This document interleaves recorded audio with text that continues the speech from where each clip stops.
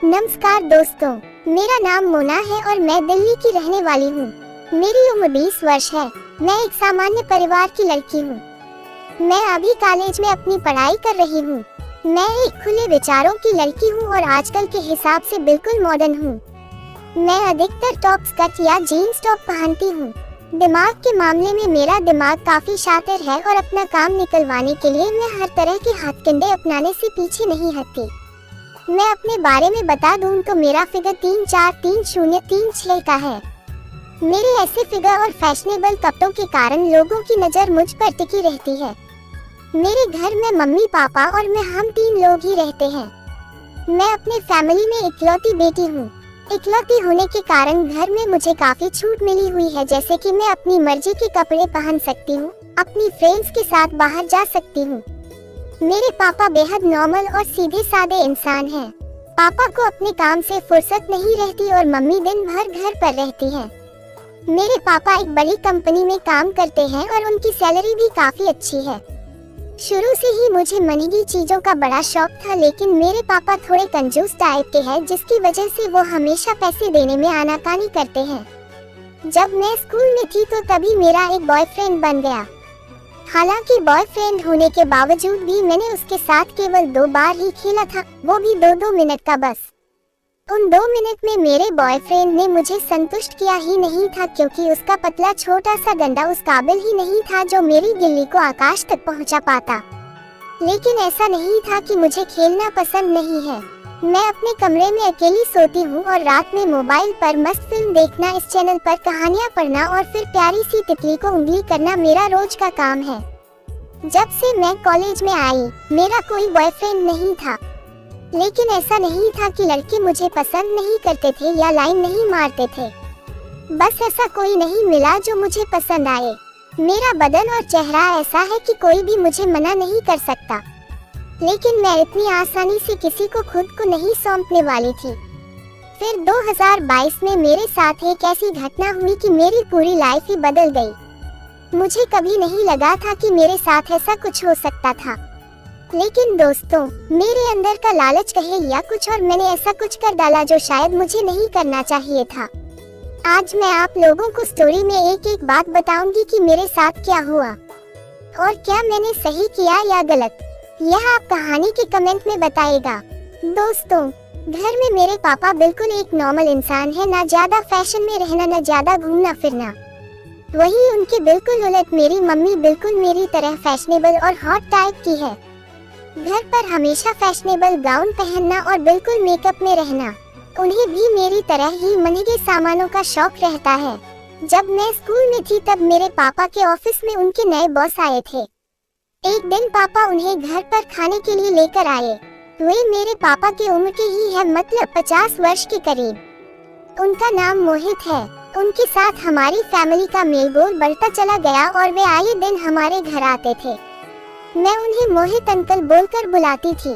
वे हमारी फैमिली में इतने घुल मिल गए थे कि पापा घर पर रहे या न रहे, वे हमारे घर आ जाते थे और मम्मी के साथ घंटों बात किया करते थे। मोहित अंकल हमेशा मेरे लिए कुछ न कुछ गिफ्ट्स लाते रहते थे जो कि मुझे काफी पसंद आते थे। वे मम्मी के लिए भी कई बार गिफ्ट लाया करते थे और मम्मी के साथ उनकी काफी अच्छी बनती थी। धीरे धीरे समय आगे बढ़ता गया और मैं स्कूल से कॉलेज में आ गई। मैं अब एक जवान लड़की हो गई थी। इतने सालों तक तो मुझे मोहित अंकल अच्छे ही लगते थे, लेकिन अब मैं बड़ी हो गई थी और मुझे सही गलत का अच्छे से पता था। एक दिन मेरे साथ ऐसा कुछ हुआ जिससे मुझे मोहित अंकल के ऊपर शक होने लगा कि कहीं ये मुझ पर गलत निगाह तो नहीं रखते। हुआ यूं था कि एक दिन दोपहर में मैं घर पर अकेली थी और मम्मी किसी काम से मार्केट गई हुई थी। मैं सामने वाले कमरे में सोफे पर बैठी हुई अपने कॉलेज का एक असाइनमेंट बना रही थी। क्योंकि मैं घर पर हमेशा एक हाफ लोवर और टी-शर्ट पहनती हूँ, उसी प्रकार उस दिन भी वही पहनी हुई थी। अचानक से दरवाजे की घंटी बजी और मैंने दरवाजा खोला। सामने मोहित अंकल खड़े हुए थे और मैंने मुस्कुराते हुए उन्हें अंदर आने के लिए कहा। अंदर आकर वो सोफे पर बैठ गए और मैं उनके लिए पानी लेकर आई। मैंने उन्हें बताया कि मम्मी पापा बाहर हैं और अभी मैं बस घर पर हूँ। वे मुझे बैठने के लिए बोले और पानी पीते हुए मेरा असाइनमेंट देखने लगे। मैं उनके बिल्कुल बगल में बैठकर अपना काम करने लगी। कुछ देर तक वे मेरा असाइनमेंट देखते रहे, फिर मेरी हेल्प करने के लिए अपना एक हाथ बढ़ाया। उन्हें अपनी हेल्प करते देख मुझे अच्छा लगा। उन्हें इस मामले में काफी जानकारी थी। कुछ देर सब ऐसा ही चलता रहा और वे मेरी हेल्प करते रहे। लेकिन कुछ देर बाद मैंने गौर किया कि एक हाथ से वो मेरी मदद कर रहे थे और उनका दूसरा हाथ मेरी थाई पर था और वो अपनी उंगलियों से बहुत गंदे तरीके से मेरी थाई पर उंगलियां चला रहे थे। वे कुछ इस प्रकार से उंगली चला रहे थे जैसे वे मुझे उत्तेजित कर रहे हों। मुझे बहुत गंदा लग रहा था, लेकिन मैं कुछ बोल नहीं रही थी। काफी देर तक उन्होंने ये काम जारी रखा। ये बिल्कुल भी नॉर्मल नहीं था, क्योंकि उसके द्वारा कभी ऐसा नहीं किया गया था। उनके छूने से ही पता चल रहा था कि उनकी मानसिकता सही नहीं थी। कुछ देर में काम खत्म हो गया और मैं वहाँ से हट गई। उस दिन के बाद से मैंने महसूस किया था कि वे जब भी हमारे घर आते तो मेरी तरफ बड़ी गंदी निगाह से देखते। कभी वे मेरे तने हुए माउंट एवरेस्ट को घूरते, कभी वो पीछे से घूरते, किसी भूखे कुत्ते की तरह देखते रहते थे। इसके साथ ही वे मुझे छूने का मौका तलाश करते रहते। फिर एक दिन जब मेरा जन्मदिन था तो उन्हें पापा ने खाने के लिए बुलाया। वे आए और मेरे लिए बेहद ही महंगा मोबाइल फोन लेकर आए। उस दिन जब मैंने केक काटा तो सभी ने तालियां बजाकर मुझे बधाई दी। लेकिन मोहित अंकल ने मुझे गिफ्ट दिया और मुझे अपने गले से लगा लिया। उनका मुझे गले लगाना मेरे लिए कोई आम बात नहीं थी, क्योंकि उन्होंने मेरी पीठ को कसकर दबा लिया था जिससे टेनिस बॉल पिचक गए। इसके बाद उन्होंने मेरे गाल पर प्यार से चूमा। देखने में तो सबको ऐसा लगा होगा जैसे एक पिता की उम्र के आदमी ने अपनी बेटी समझकर मुझे प्यार दिया था, लेकिन मैं जान गई थी कि उन्होंने मुझे किस निगाह से चूमा था, क्योंकि उन्होंने मेरे गाल को चूमने के साथ साथ अपनी जीभ से मेरे गाल को चाट लिया था। उनकी इस हरकत को किसी ने गौर नहीं किया होगा, लेकिन मुझे सब महसूस हो गया था। इसके बाद कुछ दिन और मैंने उन्हें ऐसे आजमाया और मुझे साफ हो गया था कि उनकी गंदी नजर मेरे ऊपर थी। अब जब भी वे आते तो मैं बहुत कम ही उनके सामने जाती थी। यह ऐसी बात थी जिसके बारे में मैं किसी को बोल भी नहीं सकती थी, क्योंकि मोहित अंकल काफी सालों से हमारे घर आ रहे थे और उन पर सब काफी विश्वास करते थे। मैं कई बार अकेले में सोचती थी कि मोहित अंकल हमारी फैमिली के ऊपर इतना क्यों मेहरबान रहते हैं। हमेशा महंगे गिफ्ट लाना, पापा की इतनी मदद करना। मुझे तो कई बार शक होता था कि कहीं मम्मी का इनके साथ कोई चक्कर तो नहीं है, क्योंकि जब पापा नहीं होते तब भी ये आ जाते हैं। और कई बार तो जब मैं कॉलेज से वापस लौटती तो अंकल और मम्मी घर पर अकेले रहते थे। फिर मैंने सोचा कि हो सकता है कि यह मेरा वहम हो। ऐसे ही दिन गुजरते गए और एक दिन मेरा शक यकीन में बदल गया। हुआ यूं था कि मेरे पापा कंपनी के काम से कुछ दिन के लिए बाहर गए हुए थे। घर पर मैं और मम्मी बस थे। उसी समय एक रात की बात है, मैं अपने कमरे में सो रही थी। रात करीब 2 बजे मुझे जोर की टॉयलेट लगी और मेरी नींद खुल गई। मैं उठी और बाहर बाथरूम में जाकर फ्रेश हुई। बाथरूम में अचानक मेरी नजर टॉयलेट सीट पर पड़ी। मैंने देखा कि टॉयलेट सीट के अंदर पानी में कुछ तैर रहा है। मैंने गौर से देखा तो वो एक गुब्बारा था, जादुई डंडे का।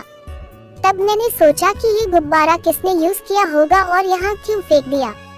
मैं बाथरूम से बाहर निकली और देखा कि मम्मी के कमरे से कुछ सुगबुगाहट सी हो रही है। मैं बिल्कुल हल्के कदमों के साथ दरवाजे तक गई और चाबी के छेद से अंदर देखने लगी। अंदर जो नजारा मैंने देखा, उसके बाद मेरे बदन के रोमे खड़े हो गए और सारे शरीर में जैसे कर्क की लहर दौड़ गई थी। कमरे के अंदर मम्मी और मोहित अंकल झूम झूम कर डांडिया खेल रहे थे। फिर थोड़ी देर में लकड़ी की काठी पे घोड़ा शुरू हो गया और अंकल घुड़सवारी करने लगे और भूल भुलैया में घोड़ा सर पर दौड़ लगाने लगा। ये सब कुछ मैंने आधा घंटा देखा। उस दिन मेरा शक यकीन में बदल गया कि इन दोनों का चक्कर चल रहा है, इसलिए मोहित अंकल हमारे घर पर इतने मेहरबान रहते हैं। कुछ देर के लिए दरवाजे से हटने के बाद मैं फिर से अंदर देखने लगी। इस बार मैं गौर से सब देख रही थी। मम्मी बहुत आनंद प्राप्त कर रही थी, अलग ही दुनिया में खोई हुई थी। मुझे तो यकीन ही नहीं हो रहा था कि मम्मी का यही रूप भी है। कुछ देर डांडिया खेलने के बाद अंकल घूमे तो उनके हाथ में डांडिया देख मैं दंग रह गई कि इतना बड़ा भी होता है। मैं समझ गई कि गुब्बारे कहाँ से आ रहे थे। इसके बाद अंकल ने मम्मी को अपनी रोलर कोस्टर राइड भी कराई। काफी देर तक मैं ये सब देखती रही। जब झूला झूल कदम का फूल पूरा हुआ और अंकल बाहर आने लगे तो मैं जल्दी से भागकर अपने कमरे में चली आई। अगली सुबह मैं जब उठी तो मम्मी सो ही रही थी। उनके कमरे का दरवाजा खुला हुआ था और मैं अंदर जाकर देखने लगी। मम्मी बिस्तर पर सो रही थी। उसके बाद अगली रात भी मैंने उन दोनों को डिस्को डांडिया करते हुए देखा। और जितने दिन पापा नहीं थे उतने दिन अंकल रात में आते और रासलीला करते। मुझे सब पता चल गया था, लेकिन मैंने यह बात किसी को नहीं बताई।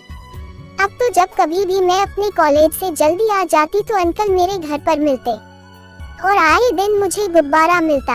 मैं समझ जाती कि आज फिर अंकल ने घुड़दौड़ लगाई है।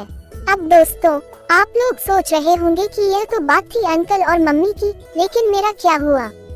तो मैं बता दूं कि उन लोगों के बारे में पता चलने के बाद से मेरे मन में कुछ दिन गुस्सा था, लेकिन धीरे धीरे मेरा गुस्सा एक लालच में बदल गया। अब मुझे लगने लगा कि क्यों न मैं अंकल का फायदा उठाकर अपनी जिंदगी में मजा करूं। एक बार हुआ यूं कि मैंने एक बार अपने पापा से एक महंगी ड्रेस लेने के लिए कहा, लेकिन पापा ने मुझे कहा अभी इतने पैसे नहीं हैं, तुम बाद में ले लेना। और यह बात मोहित अंकल को पता चल गई।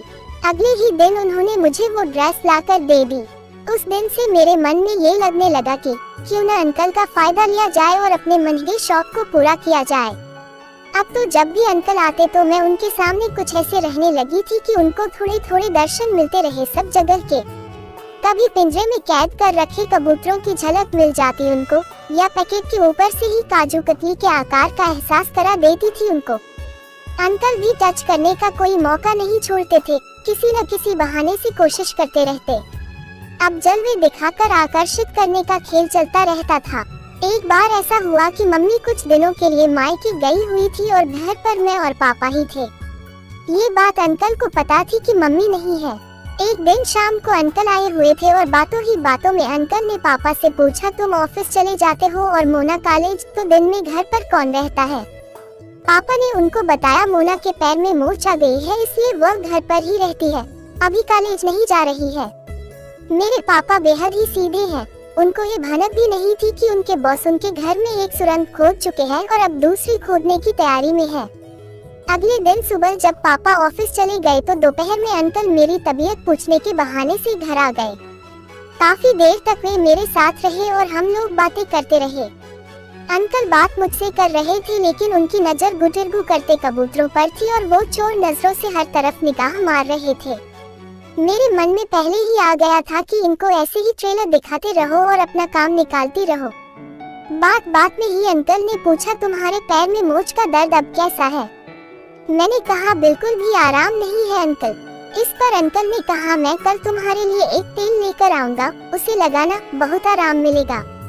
इसके बाद कुछ समय बाद वे चले गए। उसी रात मैं सोच रही थी कि अंकल से अपने लिए कुछ पैसे मांगे जाए जिससे कि मैं ऐश कर सकूं, लेकिन उसके लिए क्या करूं कि वे मेरी बात मान जाएं। फिर मैंने अपना शातिर दिमाग लगाया और सब कुछ सोच लिया कि क्या करना है। अगली सुबह मैं जल्दी ही उठी और पापा के लिए नाश्ता बनाकर पापा को ऑफिस भेज दिया। इसके बाद मैं नहा धोकर फ्रेश हो गई और लोवर और टी शर्ट पहन लिया। मैंने जानबूझकर सामान पर पैकिंग नहीं लगाई थी, क्योंकि मेरे दिमाग में कुछ और ही चल रहा था। मैं जानती थी कि आज अंकल जरूर आएंगे और आज मैं उनको इतना पागल करना है कि वे मेरी हर बात के लिए तैयार हो जाएंगे। मैंने सब सोच लिया था कि मुझे क्या करना है और कितना करना है। बस अब मैं बेसब्री से अंकल के आने का इंतजार कर रही थी। दोपहर के 12 बज चुके थे, लेकिन अंकल नहीं आए। मैंने खाना खाया और मैं बेचैनी से घर की बालकनी में टहल रही थी।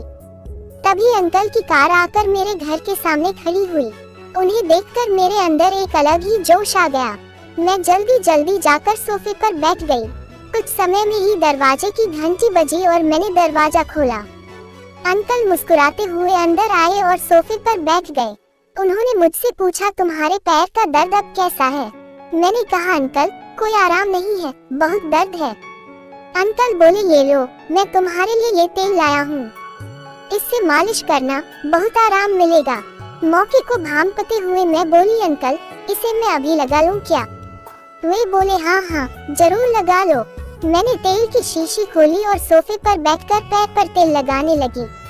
नाटक करते हुए मैंने अंकल को ऐसे जताया जैसे मुझे बहुत दर्द हो रहा हो, जबकि मेरे पैर का दर्द अब बिल्कुल ठीक हो चुका था। मेरी ऐसी हालत देख अंकल बोले, मोना तुम रहने दो, लाओ मैं लगा देता हूँ। नहीं अंकल, मैं लगा लूंगी। ऐसा मैंने नाटक किया और नाटक करते हुए पैर पर तेल लगाने लगी। मैं ऐसा दिखा रही थी जैसे कि मुझे तेल लगाने में बहुत तकलीफ हो रही है। ये सब देखकर अंकल ने जबरदस्ती मुझसे तेल की शीशी ले ली और अब अंकल ही लगाने लगे। पहले अंकल ने अपने हाथों में तेल लिया और मेरे पैर पर हल्के हाथों से तेल लगाने लगे। कुछ देर बाद अंकल ने मुझसे कहा, अपने पैरों को सीधा करो, लेकिन वहाँ पर इतनी जगह नहीं थी, इसलिए मैंने कहा, अंकल यहाँ पर मुझसे पैर सीधा करते नहीं बन रहा है। अंकल कुछ देर चुप रहने के बाद बोले, फिर क्या करें? मैं वहीं पे मौके पे चौका लगाते हुए बोली, चलिए अंदर चलते हैं, वहाँ पर आसानी होगी। अंकल को तो जैसे इसी बात का इंतजार था, वे तुरंत राजी हो गए। हम दोनों उठे और अंदर रूम की तरफ चल दिए। रूम में जाकर मैं बिस्तर पर लेट गई और अंकल मेरे पास बैठकर मेरे पैर पर तेल लगाते हुए मालिश करने लगे। मैंने उसी वक्त अपना फोन उठाया और फोन पर ठीक 10 मिनट बाद का अलार्म लगा दिया।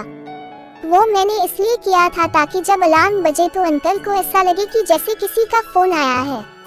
मैं अपने दोनों पैरों को सीधे किए हुए थी और अंकल तेल से मालिश कर रहे थे। अब मैंने अपने धीरे धीरे अपना दांव चला। अनजान बनते हुए उनको मशीन के पुर्जे दिखाने लगी। उनकी आंखों की चमक से साफ जाहिर हो रहा था कि मशीन के पास उनको देख रहे हैं। अब उनके हाथ थोड़े से कांपने लगे और जुबान भी लड़खड़ाने लगी। कुछ ही देर में मैंने गौर किया कि अंकल की टोकरी में रखा कोबरा फुफकारने लगा था। कुछ देर बाद मेरे फोन का अलार्म बजा और मैंने इस तरह से फोन उठाया जैसे किसी का फोन आया हो। मैंने हेलो कहा और अपनी एक सहेली का नाम लेते हुए बात करने का नाटक करने लगी। अंकल मेरी बातों को गौर से सुन रहे थे। मैं बहुत परेशान होकर फोन पर बात कर रही थी और अंकल सब सुन रहे थे। कुछ देर तक मैंने ऐसे ही नाटक किया और फिर फोन काटकर बगल में रख दिया। मैं अपने माथे को हाथ से पीटने लगी और आंख बंद करके लेटी रही। अंकल ने मुझसे पूछा, क्या हुआ मोना? लेकिन बार बार मैं उन्हें कुछ बताने से टाल देती। बाद में जब उन्होंने जोर दिया तो मैं बोली, अंकल मैं आपको बता तो दूंगी, लेकिन आप ये बात मम्मी पापा को मत बताएगा। मैंने उनसे प्रॉमिस लिया और उन्होंने किसी को ये बात न बताने का प्रॉमिस किया। फिर मैं उनसे बोली, बात यह है अंकल कि मैंने अपनी सहेली से कुछ पैसे उधार लिए थे और अब वह पैसे वापस मांग रही है, लेकिन मेरे पास अभी पैसे नहीं हैं। अंकल बोले, कितने पैसे देने हैं? मैं बोली, थोड़े थोड़े करके 20,000 के करीब हो गए हैं। उसने मुझे किसी और से ब्याज पर दिलवाए हैं। अंकल बोले, बस इतने ही, कोई बात नहीं, तुम मुझसे ले लेना और यह बात किसी को पता भी नहीं चलेगी। बस दोस्तों, मैं यही तो चाहती थी। मेरा तीर सही जगह पर लगा था। पहले तो मैं मना करती रही, लेकिन फिर मैं मान गई। मैं सोच रही थी कि आज मुझे अपने जलवे दिखाने का फल मिल गया। उधर अंकल अब मिशन पे थोड़ा आगे बढ़ने लगे थे। मैं आज उन्हें बिल्कुल भी मना नहीं कर रही थी, इसलिए वो बड़े आराम से मेरी मशीन का मुआयना करने की कोशिश कर रहे थे। अंकल बोले, ये तेल इतना अच्छा है कि इसे मालिश करने से सारे बदन का दर्द खत्म हो जाता है। उनका ऐसा कहना ही था कि मैंने फिर से मौके के हिसाब से उन्हें कहा, अगर ऐसा है तो कल आप मेरी कमर की मालिश कर दीजिएगा, बहुत दर्द रहता है। इतना सुनते ही उनके आंखों में एक अलग ही चमक आ गई। उन्होंने कहा, बिल्कुल, मैं कल आ जाऊंगा और तुम्हारे लिए पैसों का भी तो इंतजाम करना है। उसके बाद मैंने उनके लिए चाय बनाई और हम दोनों ने चाय पी और फिर वे चले गए। इसके बाद जब शाम को पापा घर आए तो उन्होंने मुझे ऐसी खबर दी जिसके बाद मेरे दिमाग में कुछ और ही बात आने लगी। पापा ने मुझसे कहा, मुझे कल सुबह ही ऑफिस के जरूरी काम से बाहर जाना पड़ रहा है।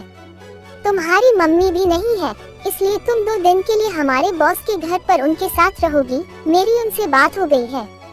अब मुझे ऐसा लगने लगा कि कहीं ऐसा तो नहीं है कि अंकल ने ही ऐसा कुछ किया हो जिससे मैं उनके घर पर रहूं, और कहीं ऐसा तो नहीं है कि वे मशीन खोलने का प्लान बनाए बैठे हों, क्योंकि अंकल अपने घर पर अकेले ही रहते थे। अगर ऐसा था तो यह अच्छी खबर नहीं थी, क्योंकि मैं मशीन खुलवाना नहीं चाहती थी। मैं बस नुमाइश करके उनसे अपने लिए पैसे और महंगे गिफ्ट लेना चाहती थी। कुछ समय तक शांत रहने के बाद मैंने सोचा कि ऐसा कुछ नहीं होने वाला, और क्या करना है और क्या नहीं सब मेरे ऊपर है।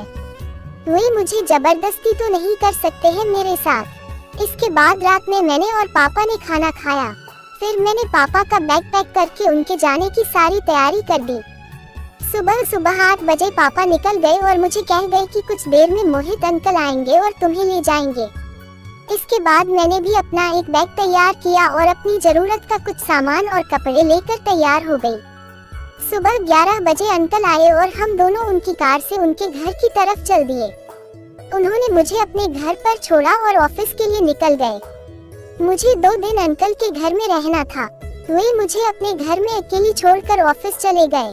थोड़ी देर में होटल से खाना आ गया जो उन्होंने पहले ही ऑर्डर किया था। मैंने खाना खाया और आराम करने लगी और थोड़ी ही देर में मेरी नींद लग गई। अचानक से दरवाजे की घंटी बजी और मेरी नींद खुली तो मैंने टाइम देखा तो शाम के 5 बज रहे थे। मैंने दरवाजा खोला तो अंकल सामने थे। उनके हाथ में फल और कुछ खाने का सामान था। मैंने सामान उनसे लिया और अंदर रख दिया। कुछ देर में अंकल फ्रेश होकर आए और हम दोनों ने साथ में चाय पी। शाम को अंकल अकेले में बैठे हुए ड्रिंक कर रहे थे और मैं अंदर कमरे में टीवी देख रही थी। फिर कुछ देर बाद हम दोनों ने खाना खाया और मैं अलग कमरे में सोने के लिए चली गई। मैं बिस्तर पर लेटी हुई थी लेकिन मुझे नींद नहीं आ रही थी। रात के 10 बज चुके थे और मेरे मन में बस यही चल रहा था कि कहीं अंकल मेरे कमरे में ना आ जाए। मैं बस यही सब सोच रही थी और मेरा सोचना सही हो गया। कुछ देर में अंकल मेरे कमरे में आ गए। जैसे ही मैंने अंकल को देखा तो मैं उठकर बैठ गई। अंकल मेरे पास आए और उनके हाथों में कुछ था। मैंने गौर से देखा तो उनके हाथ में नोट की गड्डी थी। उन्होंने मेरा हाथ पकड़ा और वे रुपए मेरे हाथ में रख दिए और बोले, ये लो और अपनी सहेली को दे देना। मैंने वे पैसे देखे तो मुझे पैसे कुछ ज्यादा लग रहे थे। तब मैंने पैसे गिने तो वे 20 नहीं बल्कि 30,000 थे। मैंने अंकल से कहा, अंकल मुझे तो बस 20,000 की जरूरत है। ये तो 30,000 हैं। अंकल बोले, बाकी के पैसे तुम्हारे लिए हैं, तुम इनसे अपने लिए कुछ ले लेना, मेरी तरफ से गिफ्ट समझो। और हाँ, तुम्हें ये पैसे लौटाने की भी जरूरत नहीं है। बस ये बात हम दोनों तक ही रहनी चाहिए। आगे भी अगर तुम्हें किसी चीज की जरूरत हो तो मुझे एक दोस्त समझकर बताना। मैं तुम्हारे लिए सब कुछ करूँगा।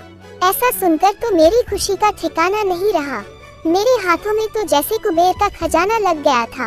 वैसे भी अंकल बहुत पैसे वाले थे, उनके लिए इतने पैसे कोई बड़ी बात नहीं थी। इसके बाद अंकल ने मुझसे पूछा, तुम्हारे पैर का दर्द अब कैसा है? मैंने कहा, अब काफी ठीक है, कल आपकी मालिश का ही असर है शायद। मेरे इतने बोलने की देर थी कि उन्होंने मुझसे कहा, तो ठीक है, चलो आज एक बार फिर से तुम्हारी मालिश कर देता हूँ। आज सारा दर्द खत्म कर दूंगा। मैं भी उन्हें अब मना नहीं कर सकती थी और मैंने भी हाँ कह दी। अंकल उठकर तेल लेने के लिए चले गए। मैं यही सोच रही थी कि आज अंकल पता नहीं मशीन पर कहाँ कहाँ हाथ लगाएंगे। कुछ देर में अंकल तेल की शीशी लेकर वापस आ गए और बैठ गए। पहले उन्होंने मशीन पर नीचे से तेल लगाना शुरू किया। आज भी अंकल की नजर मशीन की टैंक के छेद की तरफ जा रही थी। कुछ देर तक मशीन के नीचे साइड में ऑयलिंग करने के बाद अंकल ने मुझसे कहा, चलो अब मशीन की बैक साइड में ऑयलिंग कर देता हूँ, जिससे तुम्हें काफी अच्छा लगेगा। आज मैंने उन्हें इतनी छूट दे दी थी कि वे मशीन पर कहीं भी ऑयल और ग्रीस लगा सकते थे। आज उन्हें मैंने नहीं रोकना है क्योंकि मुझे आगे भी उनका फायदा उठाना था।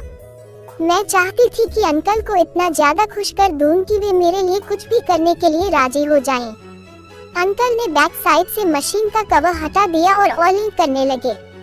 कुछ देर बाद उन्होंने मशीन के बैक साइड का नीचे का कवर भी हटा दिया क्योंकि ऑयलिंग करने में दिक्कत आ रही थी।